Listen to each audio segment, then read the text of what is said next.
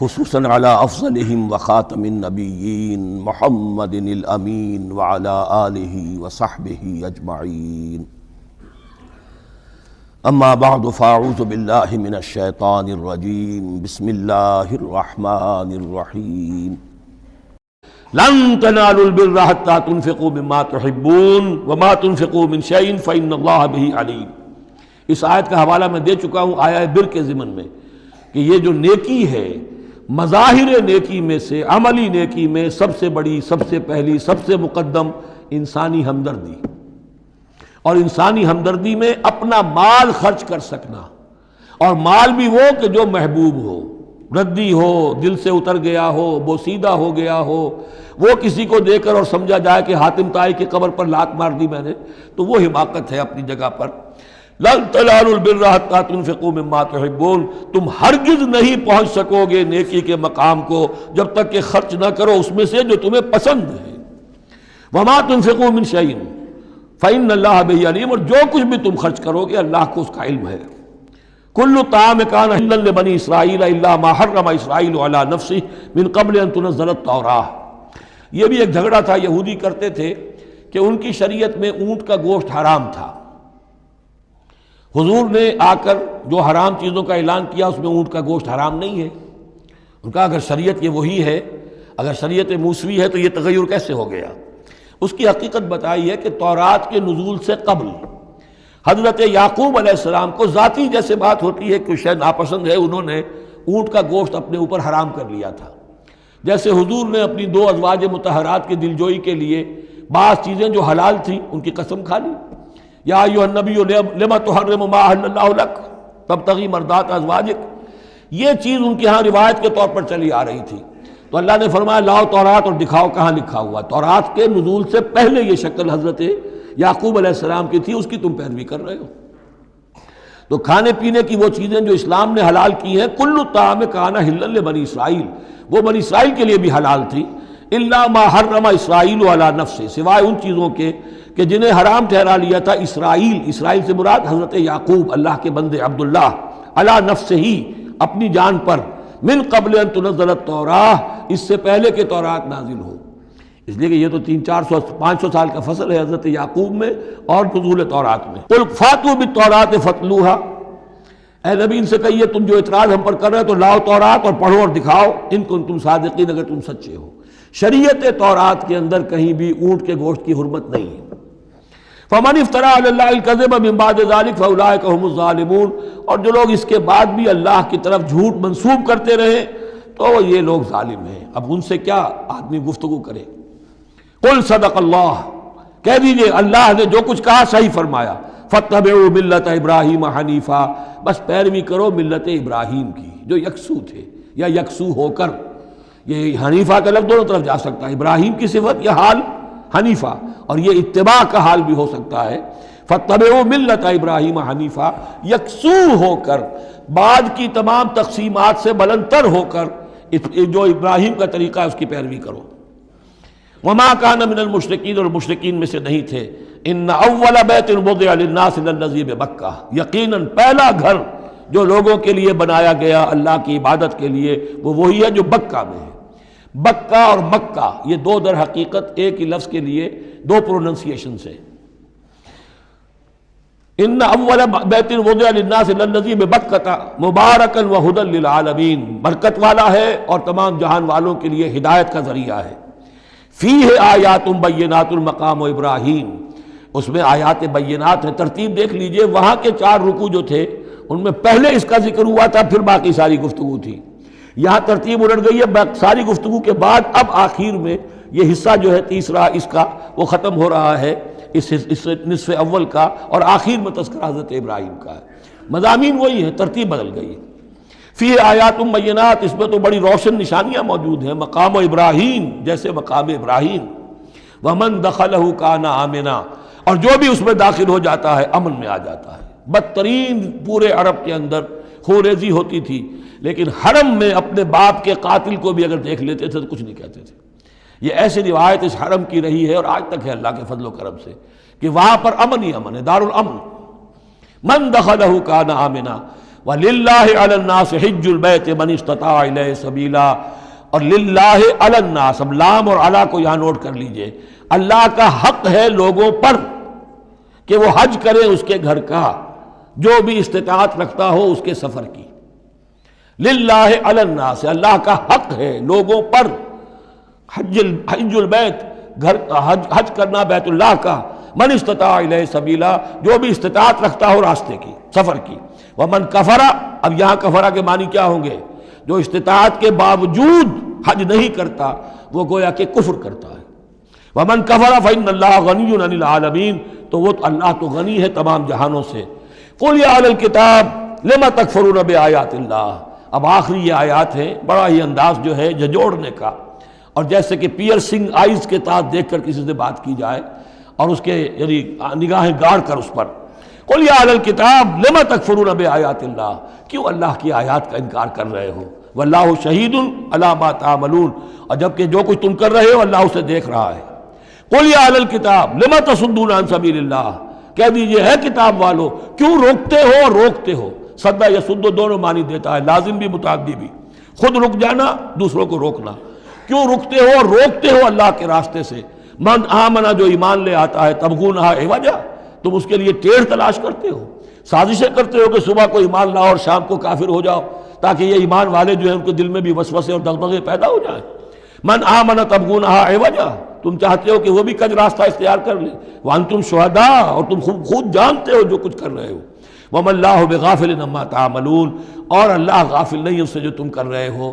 لیکن ان تمام سازشوں کے جواب میں اہل ایمان سے کہا گیا یا ایھا الذین آمنوا ان تطیعوا فریقا من الذین اوتوا الکتاب یردوکم بعد ایمانکم کافرین، اے وہ لوگوں جو ایمان لائے ہو، اگر ان اہل کتاب کے ان کسی گروہ کی تم پیروی کرو گے تو یہ تمہیں لازماً لوٹا کر لے جائیں گے تمہارے ایمان کے بعد، پھر تمہیں کفر کی حالت میں لے جائیں گے۔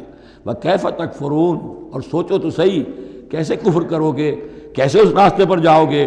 وَأَنْتُمْ تُتْلَىٰ عَلَيْكُمْ آیَاتُ اللَّهِ، جبکہ تم پر اللہ کی آیات پڑھ کر سنائی جا رہی ہیں۔ وَفِيكُمْ رَسُولُهُ، اور تمہارے اندر اس کا رسول موجود ہے بنفس نفیس۔ اس سے آپ اندازہ کیجئے کہ علماء یہود کا کتنا اثر تھا۔ اوس اور خزرج کے لوگ بڑے مرعوب تھے، چونکہ یہ ان پڑھ لوگ تھے، کوئی کتاب نہیں، کوئی شریعت نہیں، کوئی قانون نہیں۔ یہ لوگ صاحب کتاب تھے، صاحب شریعت تھے، ان کے ہاں علماء تھے، تو مرعوب تھے۔ لہذا یہاں جو اوس اور خزرج کے لوگ اسلام لے آئے تھے ان کے بارے میں اندیشہ ہوتا تھا کہ کہیں ان ساری ریشہ دوانیوں کا شکار نہ ہو جائیں۔ وَكَيْفَ تَكْفُرُونَ وَأَنْتُمْ تُتْلَىٰ عَلَيْكُمْ آیَاتُ اللَّهِ وَفِيكُمْ رَسُولُهُ، کیسے کفر کرو گے تم جبکہ تمہیں اللہ کی آیات پڑھ کر سنائی جا رہی ہیں اور اللہ کے رسول تم میں موجود ہیں۔ وَمَن يَعْتَصِم بِاللَّهِ فَقَدْ هُدِيَ إِلَىٰ صِرَاطٍ مُسْتَقِيمٍ، اور جو اللہ سے چمٹ جائے اس کی ہدایت ہو گئی ہے صراط مستقیم کی طرف۔ جو اللہ کی پناہ میں آ جائے، جیسے بچہ اگر اسے خطرہ محسوس ہو، شیرخوار بچہ دوڑ کر آ کے ماں سے چمٹ جائے گا، اب وہ یہ سمجھے گا میں قلعے میں آ گیا ہوں، اب مجھے کوئی کچھ نہیں کہہ سکتا، میں اپنی ماں کی گود میں آ گیا، ماں سے چمٹ گیا۔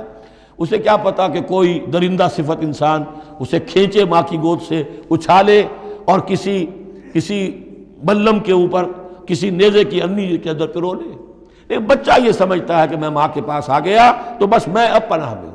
ایسے ہی من یعتصم باللہ، جو اللہ کی پناہ میں آ گیا، فقد ہدی الی صراط مستقیم، اس کی ہدایت تو ہو گئی سیدھی راہ کی طرف۔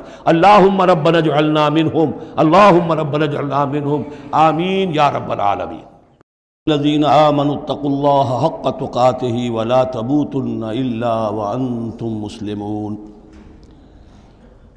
واعتصموا بحبل اللہ جميعا ولا تفرقوا واذكروا نعمة اللہ علیکم اذ کنتم اعداء فألف بین قلوبکم فاصبحتم بنعمته اخوانا وکنتم على شفا حفرة من النار فانقذکم منها كذلك يبين الله لكم آياته لعلكم تهتدون وَلْتَكُن مِّنكُمْ أُمَّةٌ يَدْعُونَ إِلَى الْخَيْرِ وَيَأْمُرُونَ بِالْمَعْرُوفِ وَيَنْهَوْنَ عَنِ الْمُنكَرِ وَأُولَٰئِكَ هُمُ الْمُفْلِحُونَ۔ صدق اللہ العظیم۔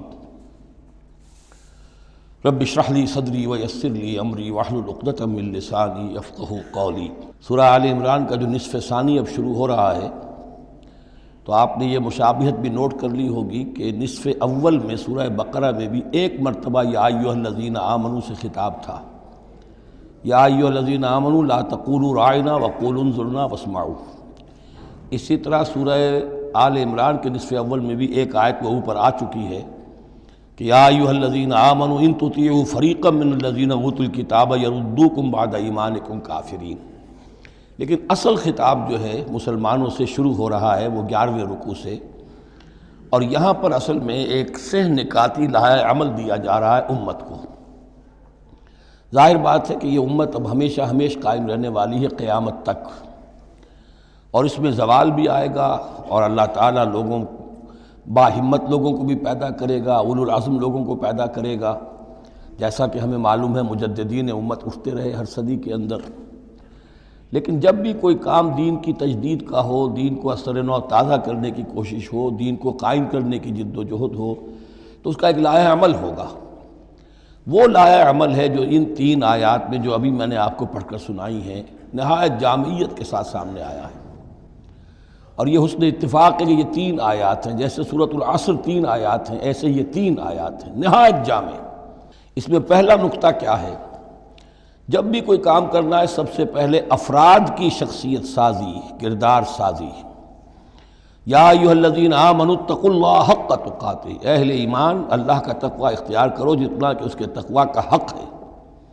ولا تموتن الا وانتم مسلمون، اور دیکھنا ہرگز موت نہ آنے پائے مگر فرما برداری کی حالت میں۔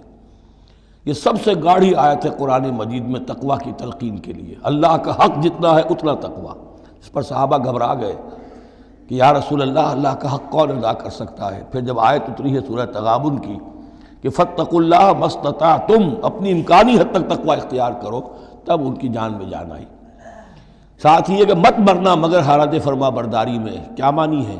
کوئی پتہ نہیں کس لمحے موت آ جائے، کوئی لمحہ نافرمانی میں نہ گزرے مبادا موت کا ہاتھ اسی وقت آ کر تمہیں دبوچ لے۔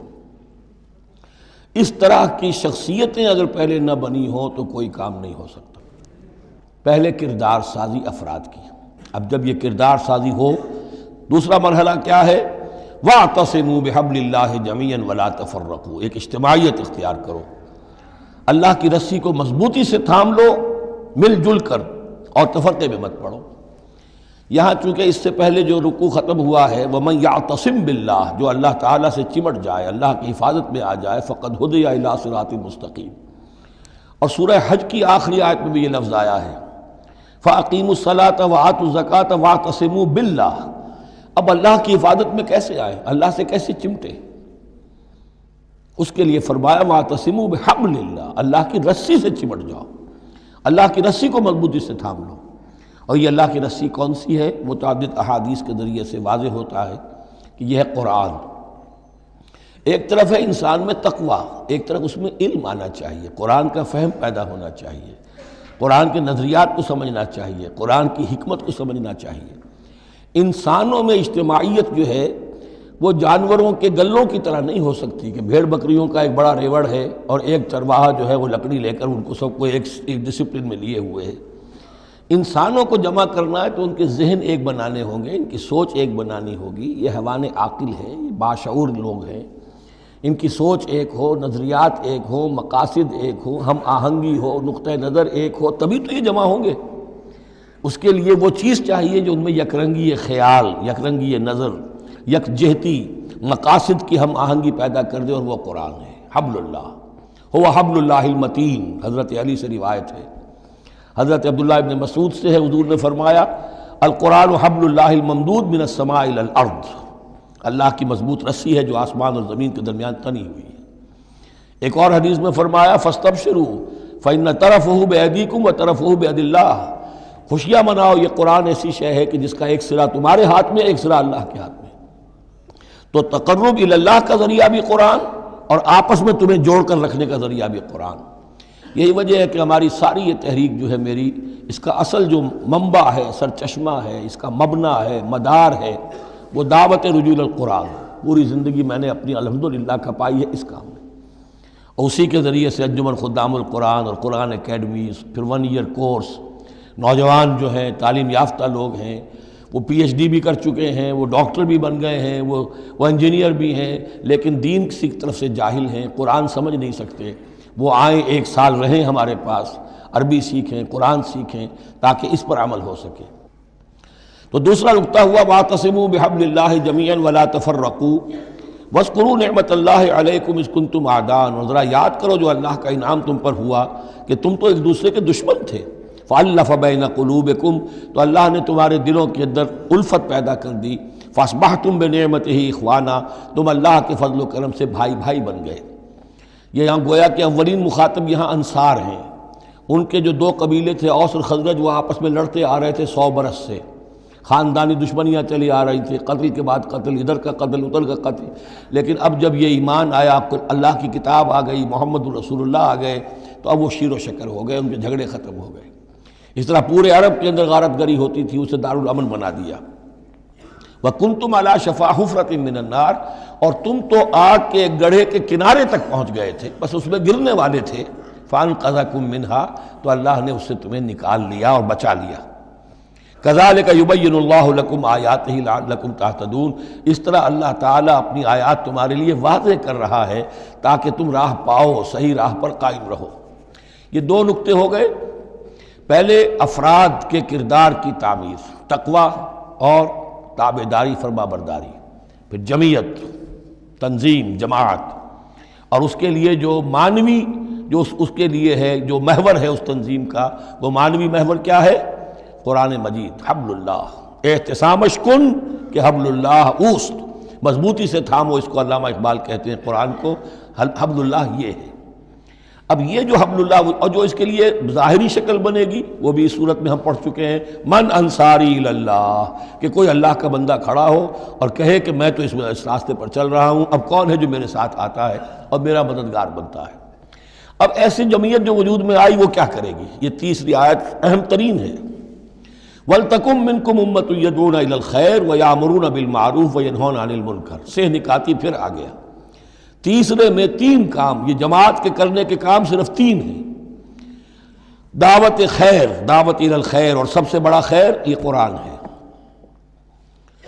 یامرون بالمعروف، نیکی کا حکم دیتے رہیں، وینہون عن المنکر، اور بدی سے روکتے رہیں، واولئک ھم المفلحون، اور یہی لوگ ہیں جو فلاح پانے والے ہیں۔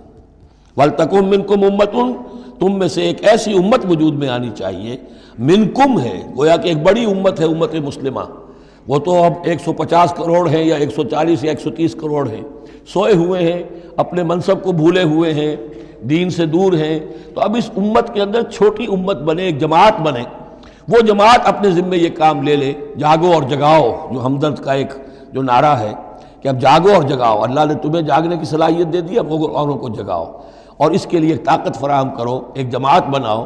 وَلْتَكُن مِّنكُمْ أُمَّةٌ يَدْعُونَ إِلَى الْخَيْرِ وَيَأْمُرُونَ بِالْمَعْرُوفِ وَيَنْهَوْنَ عَنِ الْمُنكَرِ وَأُولَٰئِكَ هُمُ الْمُفْلِحُونَ، یہی لوگ فلاح پانے والے ہیں۔ وہ بڑی امت کروڑوں کی جو ہے، جو یہ کام نہیں کرتی، وہ فلاح کی امید میں اگر ہے اور نجات کی امید میں ہے تو ایک امید موہوم ہے۔ فلاح پانے والے صرف یہ لوگ ہوں گے، اولئک ھم المفلحون۔ اب اسی میں آگے چل کر میں نے جو منہج انقلاب نبوی ہے اس میں یہ بات واضح کی ہے کہ جب کوئی انقلاب کے لیے آخری اقدام ہوگا وہ بھی نہی عن المنکر بالید، اس لیے کہ حدیث میں حضور نے نہی عن المنکر کے 3 مرتبے بیان کیے ہیں۔ ابو سعید خدری رضی اللہ عنہ سے روایت ہے، من رآ منکم منکرا فلیغیرہ بیدہ فإن لم یستطع فبلسانہ فإن لم یستطع فبقلبہ وذلک اضعف الایمان، رواہ مسلم رحمہ اللہ۔ تم میں سے کوئی شخص کسی منکر کو دیکھے، اس کا فرض ہے اسے طاقت سے، زور سے، ہاتھ سے بند کرے، روکے، بدلے۔ اگر اس کی طاقت نہیں ہے تو زبان سے تو کہے، اس کی بھی ہمت نہیں ہے تو دل میں نفرت ضرور رکھے، اور یہ ایمان کا کمزور ترین درجہ ہے۔ نفرت بھی ختم ہو گئی، وائے ناکامی متاع کارواں جاتا رہا، کارواں کے دل سے احساس زیاں جاتا رہا، تو اب کوئی ایمان نہیں۔ ہاں دل میں نفرت ہے تو اگلا قدم اٹھاؤ، زبان سے کہنا شروع کرو، بھائی یہ چیز غلط ہے، یہ حرام ہے، یا اللہ نے اس کو حرام ٹھہرایا ہے، مت یہ کام کرو۔ لیکن ساتھ ہی اپنی طاقت بناتے جاؤ، ایک جماعت بناؤ، قوت بناؤ۔ جب وہ طاقت ہو جائے اب کہو کہ اب یہ نہیں کرنے دیں گے، پھر وہ ہوگا نہی عن المنکر بالید، طاقت کے ساتھ۔ یہ ہوگا انقلاب کا جو ہے آخری مرحلہ۔ تو یہ 3 آیتوں کے اندر عظیم ہدایت ہے، پورا لایا عمل ہے، اسی میں منہج انقلاب نبوی کا جو آخری اقدامی عمل ہے وہ بھی پوشیدہ ہے۔ وَلَا تَكُونُوا كَالَّذِينَ تَفَرَّقُوا وَاخْتَلَفُوا مِن بَعْدِ مَا جَاءَهُمُ الْبَيِّنَاتُ، اور ان لوگوں کی طرح نہ ہو جانا جو متفرق ہو گئے، فرقوں میں بٹ گئے اور انہوں نے اختلافات پیدا کر لیے اس کے بعد کہ ان کے پاس واضح تعلیمات آ گئی تھیں۔ اولئک لہم عذاب عظیم، ایسے لوگوں کے لیے تو بہت بڑا عذاب ہے۔ یوم تبیض وجوہ وتسود وجوہ، اب یہ آخرت کا ذکر ہے جس دن کے بعض چہرے جو ہیں بڑے روشن اور تابناک ہوں گے اور بعض چہرے جو ہیں وہ سیاہ ہوں گے۔ فَأَمَّا الَّذِينَ اسْوَدَّتْ وُجُوهُهُمْ، تو جن لوگوں کے اس دن چہرے سیاہ ہوں گے یہ وہ کون ہوں گے؟ اَكَفَرْتُمْ بَعْدَ ایمانکم، یہ وہی لوگ ہوں گے جو ایمان کے بعد کفر میں لوٹ گئے، ہدایت کے آنے کے بعد تفرقے میں پڑ گئے، زدم زدہ میں پڑ گئے، انہوں نے اس عبد اللہ کو چھوڑ دیا۔ اکفرتم بعد ایمانکم فذوقوا العذاب بما کنتم تکفرون، تو اب ذرا مزہ چکھو اس عذاب کا، اس کفر کی باعث جو تم کرتے رہے تھے۔ واما الذین ابیضت وجوہہم، اور وہ لوگ جن کے چہرے سفید ہوں گے، روشن ہوں گے، تابناک ہوں گے، ففی رحمت اللہ ہم فیہا خالدون، وہ اللہ کی رحمت میں ہوں گے اور اس میں ہمیشہ ہمیشہ رہیں گے۔ تلک آیات اللہ نتلوہا علیک بالحق، یہ اللہ کی آیات ہیں جو ہم آپ کو پڑھ کر سنا رہے ہیں حق کے ساتھ۔ وما اللہ یرید ظلما للعالمین، اور اللہ تعالیٰ تو جہان والوں کے لیے ظلم کا ارادہ نہیں رکھتا۔ لوگ اپنے اوپر ظلم کرتے ہیں، خود غلط راستے پر پڑتے ہیں اور اس کی پھر ان کو سزا دنیا اور آخرت میں بھگتنی پڑتی ہے۔ وَلِلَّهِ مَا فِي السَّمَاوَاتِ وَمَا فِي الْأَرْضِ، جیسا کہ میں نے عرض کیا اکثر اہم بحثوں کے بعد پھر یہ آیت آتی ہے اس طرح کی کہ گویا کہ یہ ایک کنکلوڈنگ ریمارک، اللہ ہی کے لیے ہے جو کچھ آسمانوں اور زمین میں ہے، وَإِلَى اللَّهِ تُرْجَعُ الْأُمُورُ، اور بالآخر سارے معاملات اللہ ہی کی طرف لوٹا دیے جائیں گے۔ بارک اللہ لی ولکم فی القرآن العظیم ونفعنی وإیاکم بالآیات والذکر الحکیم۔